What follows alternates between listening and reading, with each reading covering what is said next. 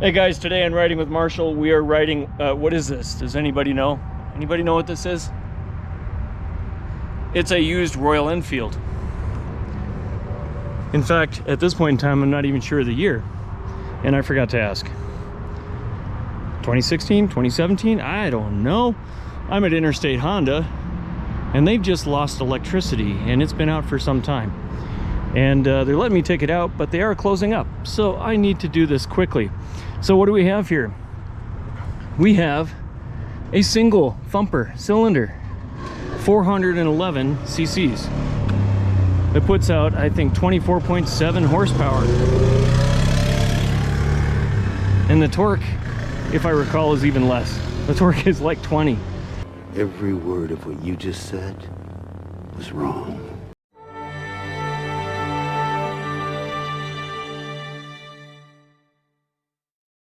So this is like the Volkswagen Beetle of motorcycles. In other words, it's not a highway bike. It's, yeah, barely a road bike. But our grandfathers rode cross country on things of this nature. I don't mean Royal Enfields, I mean underpowered bikes. So let's go slap a helmet on, see what it's like on the road.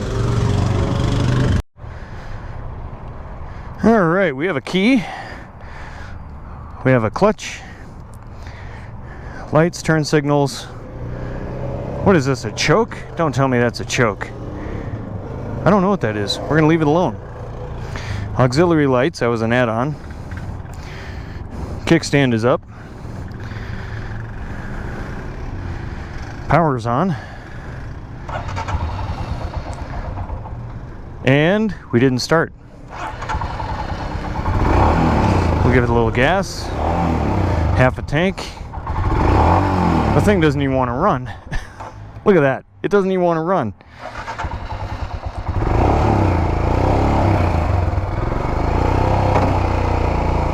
Does it want to run in first? No. My Royal Enfield experience here might be pretty slim.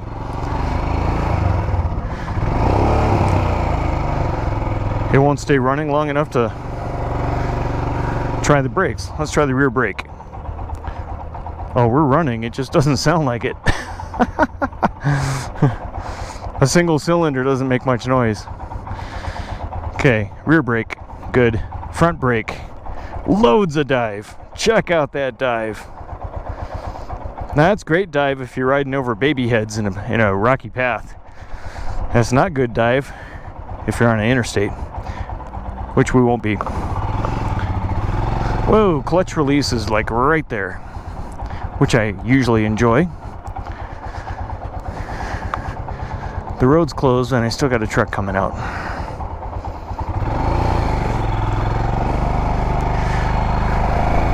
Okay, first impression, this bike is a little tiny.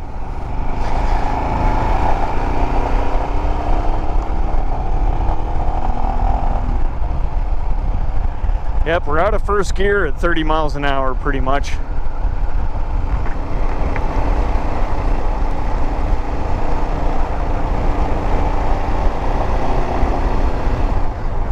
The seat is squishy. That's kind of comfortable. That's kind of nice. And we're stuck here for a red light. Guys won't be happy about that.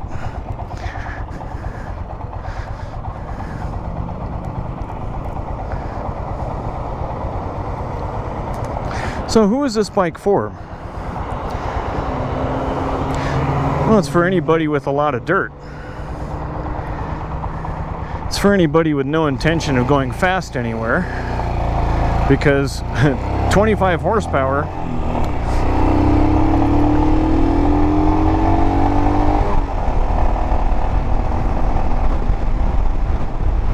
oh look, we're not going fast anyway. Does this guy know his lane ends? He's letting everybody by first. I get it. The mirrors, like a true thumper, the mirrors are too shaky to see through. I mean, I can get vague ideas of what's back there. But if you're doing 100 miles an hour and you're wondering if that's a cop behind you, well, you don't have to worry about that because you're not going to be doing 100 miles an hour.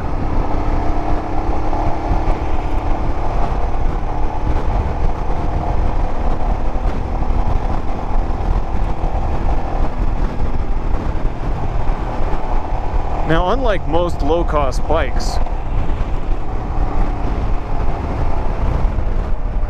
this bike is surprisingly good in the saddle. Now this is used, so maybe somebody had the saddle doctored up. Wow, first gear is gutless. And nothing I'm doing is cancel. There we go. Hard to cancel the signal. So the reason we ride motorcycles is because it's fun. And is this bike fun to ride? Yes. It is actually fun to ride. It is so small.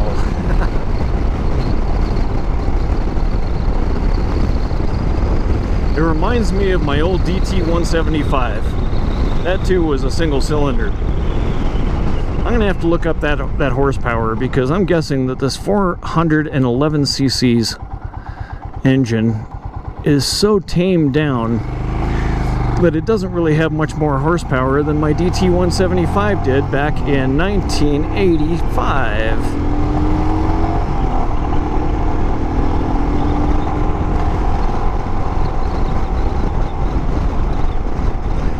Still, I'll give it this though. It is so thin, so lightweight, that if you've got a dirt road that you're looking up to and it's soft gravel, you might just have the confidence to take it on this bike because you know it's not going to get out from under you. It's easy to control. The throttle is mapped okay. It's not like it's going to do a wheelie or anything.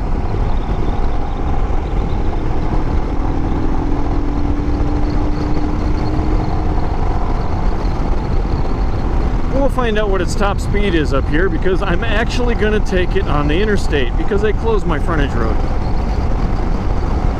And I can tell you this much, every bump in the road I am feeling in this front suspension. Not because it's bottoming out, just because it feels like it's cheap. Now these bikes though, they are cheap. I mean, inexpensive. If you want a bike to knock around with on a dirt trail, on your grandpa's farm, this would be perfect because you could knock around on the farm and you could still take it to the store. I've got a semi in my lane. Nope, he's good. I'm just going to end up right back in this lane anyway. We are at 70 miles an hour. I'm maxed out, so maybe 75.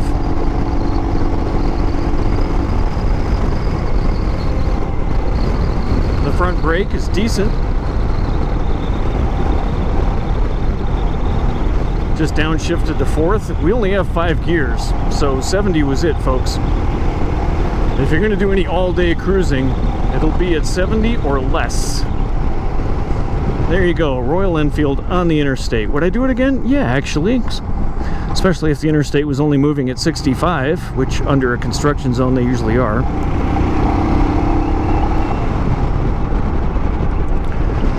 The cool thing about Royal Enfield is that they're like the lowest price company for brand new bikes, and they know it. And their sales aren't restricted to the US.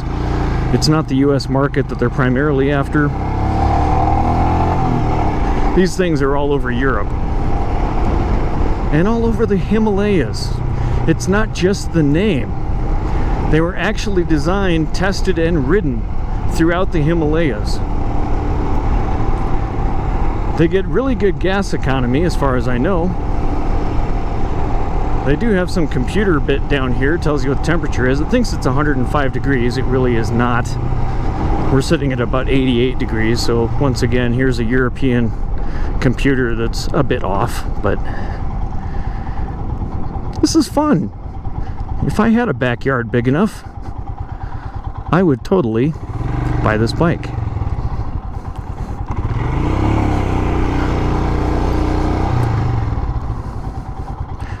Even had the confidence to take it over a curb. As I hit the back of that one.